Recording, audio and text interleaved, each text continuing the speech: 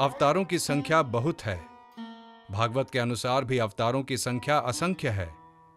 इनमें से राम और कृष्ण ही भारत में विशेष भाव से पूजे जाते हैं।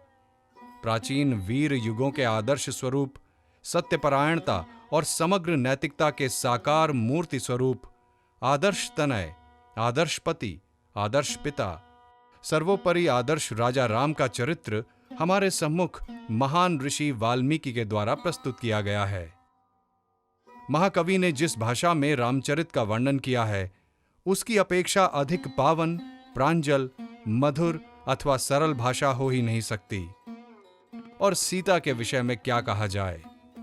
तुम संसार के समस्त प्राचीन साहित्य को छान डालो और मैं तुमसे निसंकोच कहता हूं कि तुम संसार के भावी साहित्य का भी मंथन कर सकते हो, किंतु उसमें से तुम सीता के समान दूसरा चरित्र नहीं निकाल सकोगे। सीता चरित्र अद्वितीय है। यह चरित्र सदा के लिए एक ही बार चित्रित हुआ है। राम तो कदाचित अनेक हो गए हैं, किंतु सीता और नहीं हुई। भारतीय स्त्रियों को जैसा होना चाहिए, सीता उनके लिए आदर्श हैं।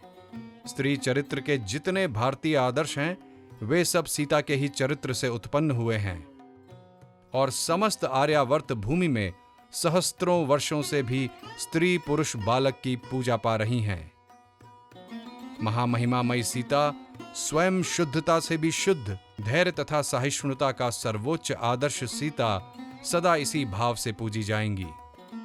जिन्होंने अविचलित भाव से ऐसे महादुख का जीवन व्यतीत किया, वही नित्य साध्वी, सदा शुद्ध स्वभाव सीता, आदर्श पत्नी सीता, मनुष्य लोक की आदर्श, देवलोक की भी आदर्श नारी, पुण्य चरित्र सीता सदा हमारी राष्ट्रीय देवी बनी रहेंगी।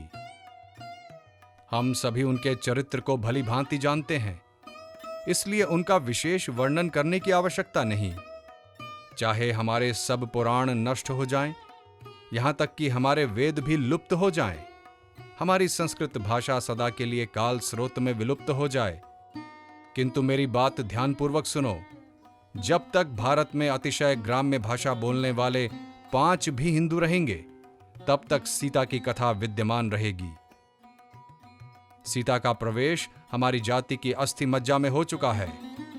प्रत्येक हिंदू नर नारी के रक्त में सीता विराजमान है। हम सभी सीता की संतान हैं। हमारी नारियों को आधुनिक भावों में रंगने की जो चेष्टाएं हो रही हैं, यदि उन सब प्रयत्नों में उनको सीता चरित्र के आदर्श से भ्रष्ट करने की चेष्टा होगी, तो वे सब असफल होंगे, जैसा कि हम प्रतिदिन देखते हैं। भारतीय नारियों से सीता के चरण चिन्हों का अनुसरण कराकर अपनी उन्नति की चेष्टा करनी होगी। यही एकमात्र पथ है।